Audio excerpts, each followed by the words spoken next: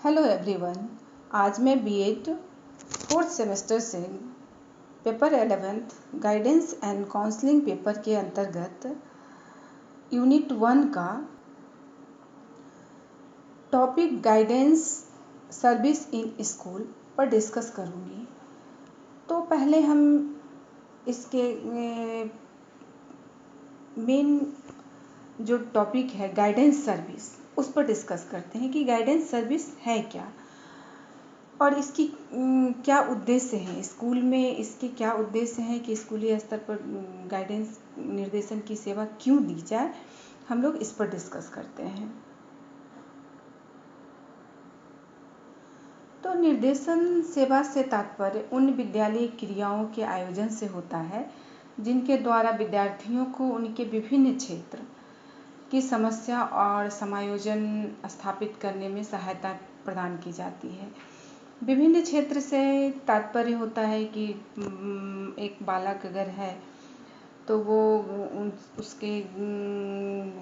घर से कुछ समस्याएं हो रही हों, स्कूल में उसके अपने फ्रेंड के साथ एडजस्ट करने में प्रॉब्लम हो रहा हो, टीचर्स के साथ प्रॉब्लम हो रहा हो, या उसके अधिगम में समस्याएं आ रही हैं, या वो खुद को अकेला महसूस करता है, वो बिल्कुल अपने को जो माहौल है उससे स्कूली माहौल या क्लास में खुद को कटा कटा सा रखता है,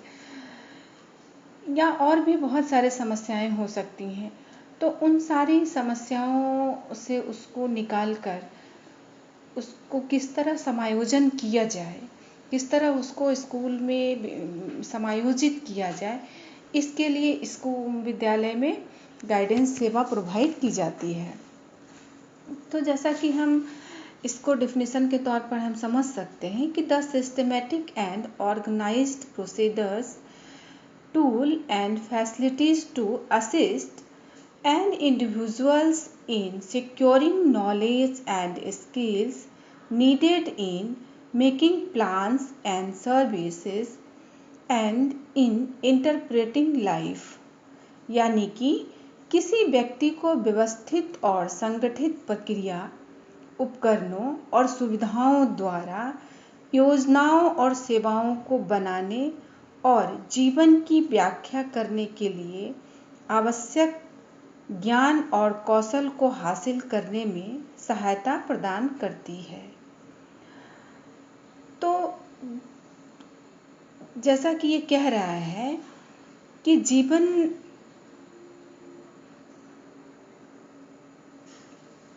की व्याख्या करने में,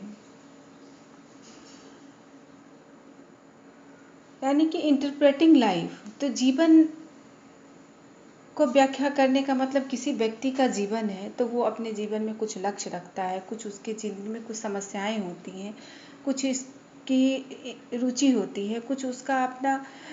क्वालिटी होता है। तो इन सारी चीज़ों को व्याख्या करने के लिए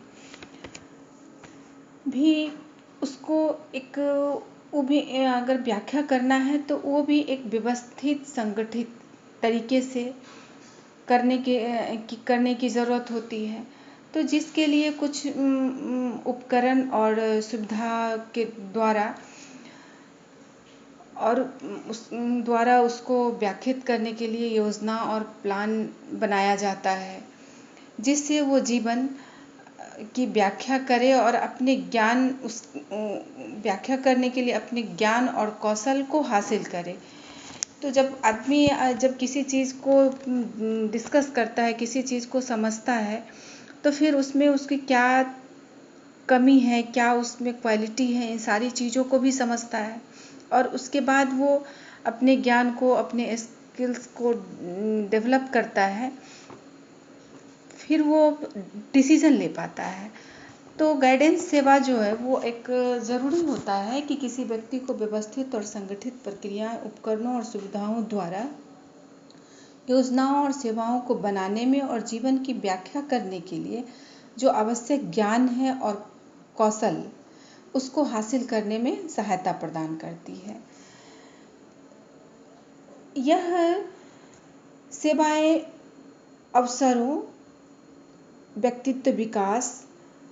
प्रभावी अध्ययन और सीखने के बारे में भी व्यापक जानकारी प्रदान करती है। यानी